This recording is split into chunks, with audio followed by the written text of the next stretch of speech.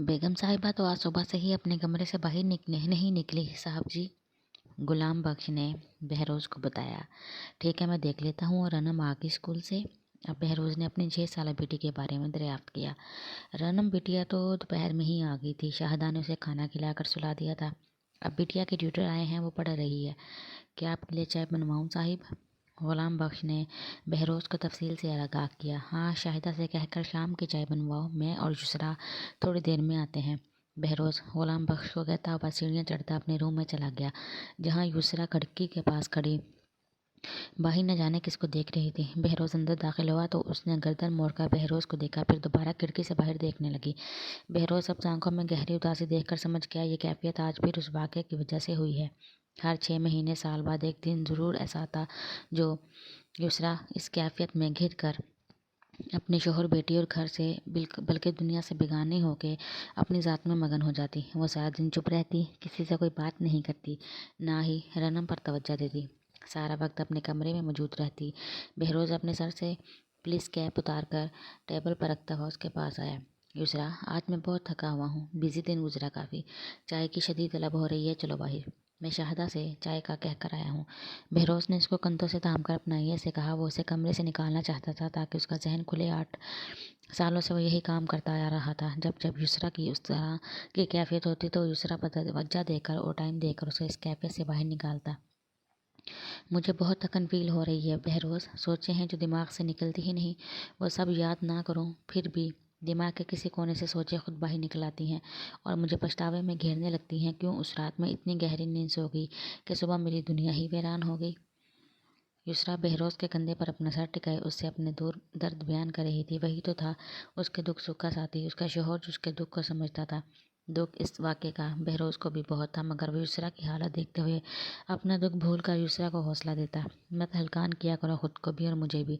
रनम को देखो, मुझे देखो, हम दोनों को भी तो तुम्हारी ज़रूरत है। प्लीज़ खुद को संभालो, कुदरत के फैसलों से नहीं लड़ा जा सकता। चलो शाबाश, आज बाहर चलते हैं। रनम का मूड भी हो रहा था आउटिंग का। बहुत दिनों से तुम दोनों को कहीं लेकर भी नहीं गया। आज डिनर भी बाहर करेंगे। बहरोज़ ने उसे बहलाने से के घर से प्रोग्राम बना लिया, जबकि आज उसे एक बहुत इंपॉर्टेंट केस के सिलसिले में कहीं जाना था। जब से उसका ओहदा बढ़ा था, वो डीएसपी की पोस्ट पर फाइज हुआ था, तब से उसके ऊपर जिम्मेदारियां भी बढ़ गई थी। अपनी मसरूफियत के बाइस वो रनम और युसरा को टाइम नहीं दे पा रहा था, मगर आज उसे अपनी मसरूफियत छोड़कर अपनी बेटी और बीवी के लिए टाइम निकालना था। आखिर वह क्यों इतना बेमोल थी कि हर कोई उसे छोड़कर चला जाता था। आज उसके बाप को मरे हुए तीसरा दिन था, वो भी उसको इस भरी दुनिया में अकेला छोड़कर चला गया था। अफसुर्दगी से उसने सोचते हुए अपना सर दोबारा घुटनों में टिका दिया।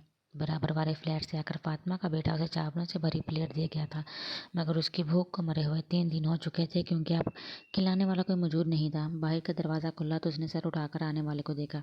दरवाज़ा ऐसे ही खुला छोड़ दिया, लॉक क्यों नहीं किया? आने वाले को समझ में नहीं आया कि वह बात का आगाज़ कैसे करें, मगर कुछ ना कुछ तो कहना था, इसलिए दरवाज़ा लॉक ना करने का पूछ बैठा। यहाँ कौन आएगा? कोई चोर तो आने से रहा है ही क्या इस फ्लैट में चुराने को? उसने तल्खी से सामने खड़े शख्स को देखकर कहा। मालूम नहीं वो हर बार क्यों उसके सामने आ जाता था। अभी मालूम हुआ तुम्हारे अब्बा का। मुझे अफसोस है कि मैं आ नहीं सका। आने वाले ने उसकी सुर्ख आंखों को देखकर शायद थोड़ी देर पहले काफ़ी रो चुकी थी। तुम अभी भी क्यों आए हो? कर लिया ना अफसोस, अब जाओ यहाँ से। वो तल्खी से कहती हुई उठ खड़ी हुई, मगर आने वाले ने उसकी बात का बुरा माने बगैर उसे अपने गले से लगा लिया। गले लगने की देर थी, वो अब दोबारा उसके गले लगकर ज़ारों की तार होने लगी। एक हाथ से उसका सर थपथपाकर दूसरा हाथ उसकी कमर के गिर्द डाले वो उसे दिलासा देने लगा। काफ़ी देर होने के बाद जब उसे थोड़ा सब्र आया तो वो उससे अलग हुई। अपने घर से क्यों वापस आ गई थी? वो अब नरमी से उससे पूछ रहा था। क्या करती वहाँ रहकर? बचा ही क्या था वहाँ? उसने पलंग पर बैठकर जवाब दिया। मैं तुम्हें लेने आया हूँ, अब मेरे साथ चलोगी? आने वाले ने उसे देखकर कहा। कौन सा घर? मेरा घर यही है और मैं यही रहूँगी, तुम्हारे साथ मैं कहीं नहीं जाने वाली, उसने साफ इनकार करते हुए कहा। बीवी का असली घर उसके शोहर का घर होता है। तुम अभी और इसी वक्त मेरे साथ चलने वाली हो मेरे घर। आने वाले ने अपना और उसका रिश्ता वाज़ह करते हुए एक एक लफ्ज़ पर जोर देकर कहा। शोहर? मुझे जब अपने शोहर की ज़रूरत थी तो मेरे शोहर को मेरी रत्ती बराबर परवाह नहीं थी, उसने तंजिया मुस्कुराते हुए सामने खड़े शख्स को देखकर कहा। तुम्हें अंदाज़ा है तुम्हारे वहाँ से जाने के बाद बाबा को कितना सदमा पहुँचा? कल रात में उन्हें हॉस्पिटल से वापस घर लेकर आया हूँ। पैरालाइज हैं वो 3 दिन से। मैं कितना परेशान था तुम इस बात का अंदाज़ा भी नहीं लगा सकती। उसके तंजिया लहजे को इग्नोर करता हुआ अपनी सफाई देने लगा, जिसे सुनकर वो एक पल के लिए चुप हो गई। जब मेरा बाप मर रहा था तो मुझे तुम्हारी ज़रूरत थी, मगर तुम अपने पापा को देखते हुए बीवी को तो क्या पूरी दुनिया को भुलाए हुए थे। उसने एक दफ़ा फिर सामने खड़े शख्स पर तंज किया। गलत बात मत करो मुझे। इस वक्त तुम्हारे अब्बा की डेथ का इल्म नहीं था, ना ही तुमने मुझे ऐसा कुछ बताया। अब की बार उसकी तंजिया गुफ्तगू सुनकर उससे भी गुस्सा आने लगा। जब भी वो बोला, तो तुमने कौन से मेरी कॉल रिसीव की? वैसे मेरा मैसेज तो पड़ा होगा। खैर, ये तो अब फजूल की बातें हैं। अब तुम मुझे सिर्फ इस बात का जवाब दो, तुम्हें अपने माँ बाप के साथ रहना है या बीवी के साथ? क्योंकि ये तो तय है, मैं तुम्हारे साथ कहीं नहीं जाने वाली। वह खड़ी होकर उसके मुकाबले आकर बोली। सामने खड़ा शख्स उसे हैरानी से देखने लगा। क्या फजूल बकवास कर रही हो तुम? दिमाग ख़राब हो गया है तुम्हारा? अब उसे अपनी बीवी पर गुस्सा आने लगा।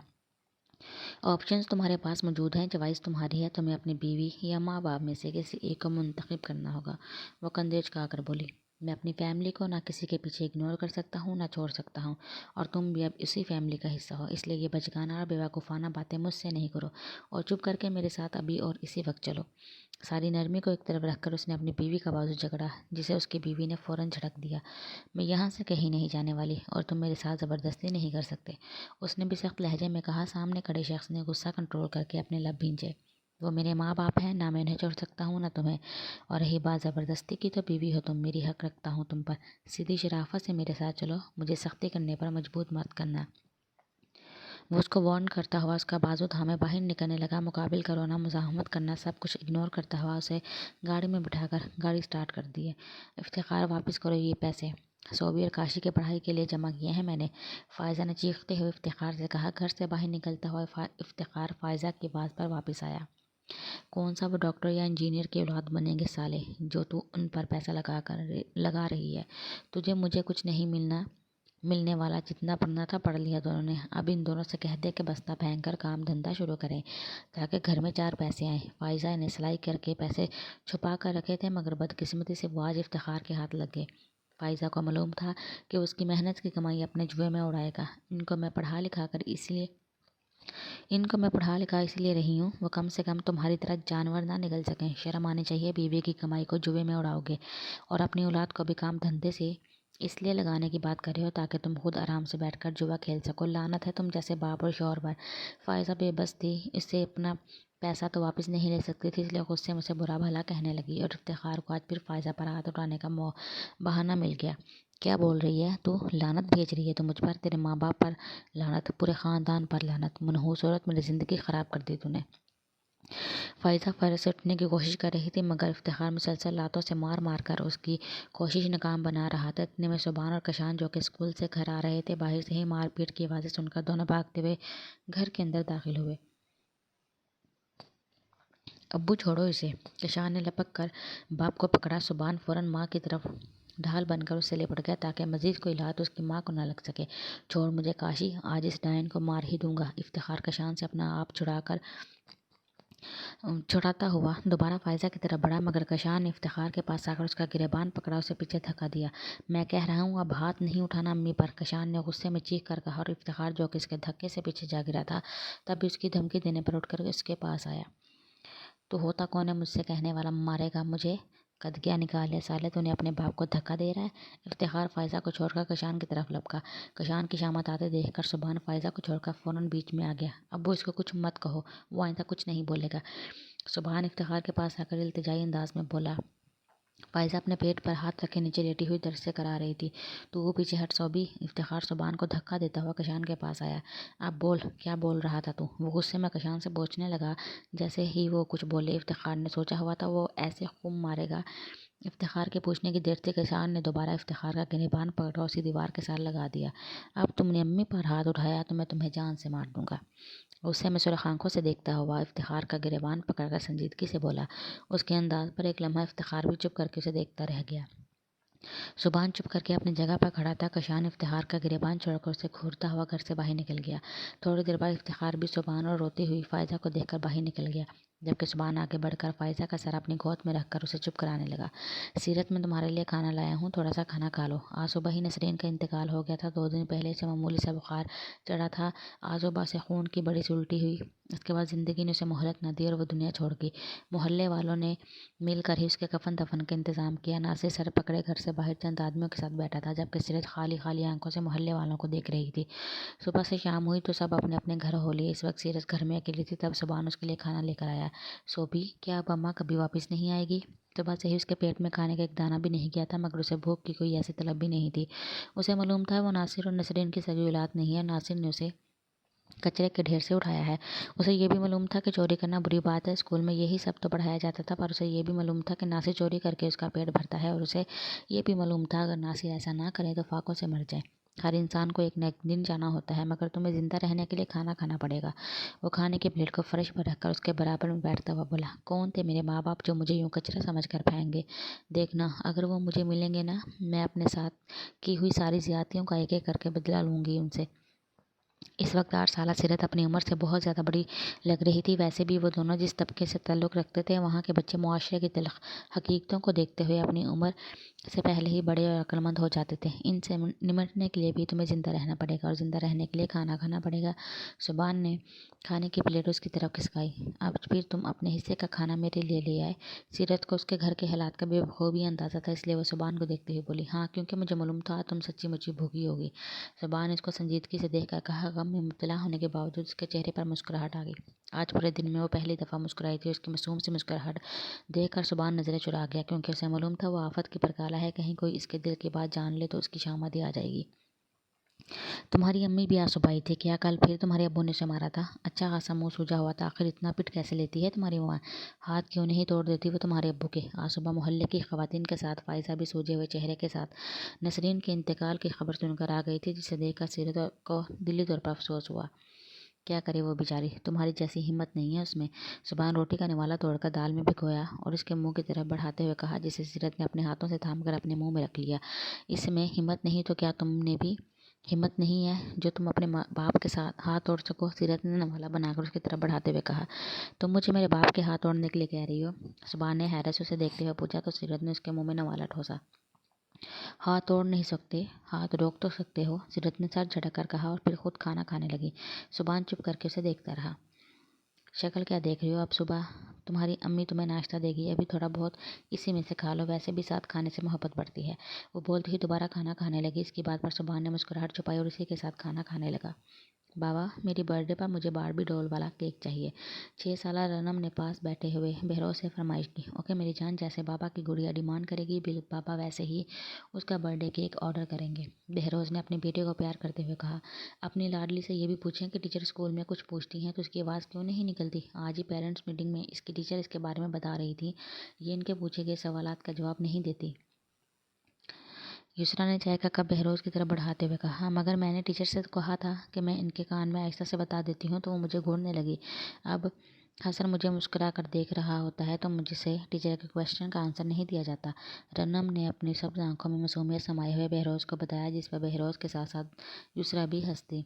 चलो, ऐसा तो नहीं है ना कि मेरी बेटी को कुछ आता नहीं है? बस वो सिर्फ अपने टीचर को चुपके से कान में बताना चाहती हैं ताकि हसन न सुन ले। बहरोज ने रनम की साइड लेते हुए कहा। हसन सुन लेगा तो कौन सी क़यामत आ जाएगी? क्या दूसरे बच्चे भी टीचर के कान में क्वेश्चन का आंसर दे रहे होते हैं? युसरा ने रनम को देखकर पूछा। यार, तुम्हें मालूम है मेरी बेटी शाय है थोड़ी सी, इसलिए अपनी टीचर को अलग से सुनाना चाहती है। बहरोज ने अपना नज़रिया पेश करते हुए चाय का कप मुंह से लगाया। बहरोज, साहब आप बिला वजह की इसकी साइड मत लें, इस तरह इसमें कॉन्फिडेंस की कमी आएगी। युसरा भी बोलने के बाद चाय पीने लगी। ओके मामा, आप नाराज़ मत हो, अब आइंदा मैं ऐसा नहीं करूँगी।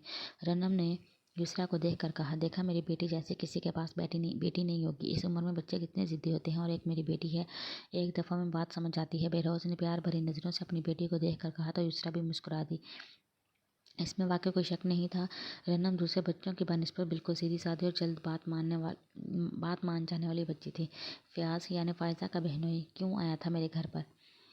جب سے کشان نے افتخار کا گریبان پکڑ کر اسے دھمکایا تھا تب سے وہ فائزہ کے منہ ذرا کم ہی لگتا تھا، بلکہ زیادہ تر اب وہ گھر سے باہر رہنے لگا تھا۔ 2 دن بعد اس کا گھر آنا ہوتا تھا، مگر اس کی فکر نہ فائزہ کو تھی نہ سبحان اور کشان کو، کیونکہ اس کے گھر میں نہ ہونے سے کم از کم گھر میں سکون ہوتا تھا۔ اس وقت کشان اور سبحان اسکول گئے ہوئے تھے، تبھی افتخار گھر میں آیا اور اپنے گھر سے نکلتے ہوئے فیاض کو دیکھ کر فائزہ سے اس کے آنے کا سبب پوچھنے لگا۔ خیر خیریت معلوم کرنے آیا تھا، فائزہ نے اس کو سرسری سے جواب دیا تاکہ وہ دوسری کسی بات کو لے کر دوبارہ جھگڑا شروع نہ ہو جائے، جبکہ اس کا دل چاہ رہا تھا وہ اس کو کھری کھری سنائے۔ آج مہینے کی 15 تاریخ ہو گئی تھی، مگر ابھی تک افتخار نے گھر میں راشن اور خرچے کے پیسے نہیں دیے تھے۔ وہ کپڑوں کی سلائی کر کے چھوٹا موٹا سامان سبحان یا کشان سے منگوا لیتی۔ بہن سے اپنا دل کا بوجھ ہلکا کیا تو فائزہ کی بہن نے اسے پریشان دیکھ کر تھوڑا بہت راشن گھر میں ڈلوا دیا تاکہ بچے اور بھائی اور فائزہ بھوکا نہ رہے، اور ایسا پہلی بار بھی نہیں ہوا تھا جب اس کے بہنوئی نے مدد نہ کی ہو۔ اکثر افتخار لڑائی جھگڑوں میں اس کے گھر والوں کو کھینچتا تو فائزہ بھی اپنی بہنوئی کی مدد کا تانا ضرور دیتی۔ بڑی خیریت معلوم ہو رہی ہے، بڑی خاطرداریاں ہو رہی ہیں۔ افتخار نے شربت کا خالی گلاس اٹھا کر اس پر طنز کیا۔ کوئی مہمان گھر میں آتا ہے تو اس کی تواضع کی جاتی ہے، سوکھے منہ مہمانوں کو کون بھیجتا ہے؟ گلاس دھو تاکہ دھو کر رکھوں، پھر ایک جوڑا بھی سینا ہے مجھے۔ فائزہ نے تحمل سے بات کرتے ہوئے اسے گلاس لینا چاہا۔ ہاں ہاں، تو بڑی مہمان نواز ہے، ہر آنے والے کا دل خوش کرتی ہے، چل آج اپنے شوہر کا بھی دل خوش کر دے۔ افتخار نے فائزہ کا دوپٹہ اتار کر اسے چارپائی پر دھکا دیتے ہوئے کہا، یہ کیا بکواس کر رہی ہو تمہیں شرم آنی چاہیے اپنی بیوی پر ایسا گھٹیا الزام لگاتے ہوئے۔ اپنی ساری تنخواہ تو جوئے اور نشے میں اڑا کر آ رہے ہو، بیوی اور بچوں کی پرواہ نہیں، وہ جئیں یا مرے۔ راشن ڈلوانے آیا تھا وہ تاکہ ہمارا کچھ بھلا ہو، جر تم اتنی گری ہوئی بات کر رہے ہو، تف ہے تم پر، تمہارے جیسے انسان پر۔ فائزہ چیختے ہوئے اٹھنے لگی اور اپنا دوپٹہ اسے لینا چاہا۔ چل نہ غصہ تو کب، جیسے مجھے تو کچھ پتا ہی نہیں، تیرا اور فیاض کا چکر، مدد کی آڑ میں وہ کیا کیا وصولتا ہوگا تجھ سے بدلے میں، میں کون سا برا مان رہا ہوں، بس یہی کہہ رہا ہوں آج مجھے بھی خوش کر دے جیسے روز روز اپنے یار کو خوش کرتی ہے۔ افتخار نے اس کا دوپٹہ نیچے پھینکا اور دوبارہ فائزہ کو تخت پر دھکا دیتے ہوئے اس پر جھکا۔ پیچھے ہٹ جو، افتخار کرایت آتی ہے مجھے تم جیسے مرد سے، مار ڈالوں گی نہیں تو میں تمہیں۔ افتخار فائزہ کے اوپر جھکا ہوا تھا، فائزہ مسلسل چیختی ہوئی سے پیچھے ہٹا رہی تھی، صرف افتخار کی سوچ سے گھن آ رہی تھی، اور ابھی افتخار سے بھی کھینچتانی میں اس کی قمیض پھاڑ چکا تھا۔ جب فائزہ کو کچھ نہیں سوجا تو سامنے میز پر موجود اسٹیل کا گلاس فائزہ نے ہاتھ بڑھا کر اٹھایا، پوری قوت سے افتخار کے سر پر مارا۔ افتخار درد سے بلبلاتا ہوا پیچھے ہٹا اور فائزہ کے منہ پر تھپڑوں کی بارش شروع کر دی۔ کمینی الو کی پٹی، شوہر سے کرایت آ رہی ہے اور غیر مردوں کے ساتھ لیٹتے ہوئے کرایت نہیں آتی تجھے؟ افتخار اب اسے مسلسل گالیاں دیتا ہوا مار رہا تھا۔ کمینے الو کے پٹھے تم ہو جو اپنی پاک باز بیوی پر الزام لگا رہے ہو۔ نہیں رہوں گی اب میں تمہارے ساتھ، مر جاؤ تم کہیں جا کر۔ فائزہ سے پیچھے دھکیلتے ہوئے چارپائی سے اتر کر روتے ہوئے اپنے دوپٹہ گلے میں ڈالا، ویسے ہی افتخار نے پیچھے سے آ کر دوپٹے سے اس کا گلا گھونٹنا شروع کر دیا۔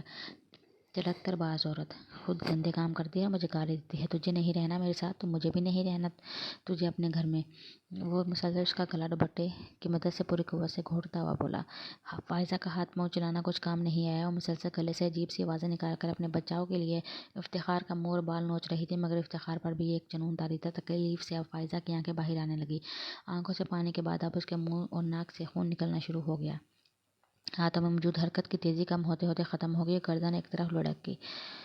صوبی کاشی جلدی اپنے گھر جاؤ، تمہارا باپ تمہاری ماں کو بری طرح مار رہا ہے۔ پڑوس والے نے تو پولیس کو فون کر کے بلا لیا ہے۔ سبحان اور کشان جو کہ اسکول سے گھر لوٹ رہے تھے، بھاگتی ہوئی سیرت ان کے پاس آئی اور پھولی ہوئی سانس کے ساتھ ان دونوں کو بتانے لگی۔ اس کی بات مکمل بھی نہیں ہو پائی تھی کہ سبحان اور کشان نے گھر کی طرف بھاگنا شروع کر دیا۔ ان کے گھر کے آگے کافی رش لگا ہوا تھا۔ بیٹا اندر نہیں جاؤ تم دونوں، شاید کسی محلے کے آدمی نے ان دونوں کو کہا، مگر وہ دونوں ہی گھر کے اندر داخل ہوئے۔ زمین پیروں کے نیچے سے نکلنے کو تھی۔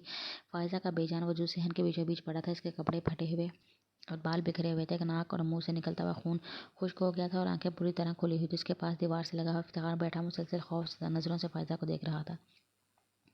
امی، وہ دونوں آگے بڑھ کر فائزہ کے بے جان وجود سے لپٹ کر رونے لگے۔ سبحان نے روتے ہوئے آگے بڑھ کر چارپائی سے چادر اتار کر فائزہ کے نیم مریا بدن پر ڈالی، جبکہ کشان آنکھوں میں غصہ لیے افتخار کو دیکھ رہا تھا۔ نہیں، میں نے نہیں مارا اسے، یہ بدکردار تھی، تیرے خالو سے چکر تھا اس کا۔ کشان کا ہاتھ میں ڈنڈا اٹھائے اپنی طرف بڑھتے دیکھ افتخار گھبراتا ہوا اس سے کہنے لگا، میں نے کہا تھا نا اگلی بار میری امی پر ہاتھ اٹھایا تو میں تمہیں مار دوں گا، تم نے جان سے ہی مار دیا میری ماں کو۔ کشان ڈنڈے سے ایک کے بعد ایک ضربے اپنے باپ کے سر پر لگاتا ہوا رو رہا تھا۔ سبحان جو کہ فائزہ سے لپٹا ہوا رو رہا تھا، اس نے کشان کے پاس آ کر اسے روکنے کی بہت کوشش کی، مگر آج اس پر بھی اپنے باپ کی طرح ایک جنون طاری تھا۔ لگاتار پوری قوت سے 8 سے 10 ضربے ڈنڈے سے کشان نے افتخار کے سر پر لگائی۔ گھر میں جب پولیس داخل ہوئی تو اس نے کشان کو پیچھے ہٹایا۔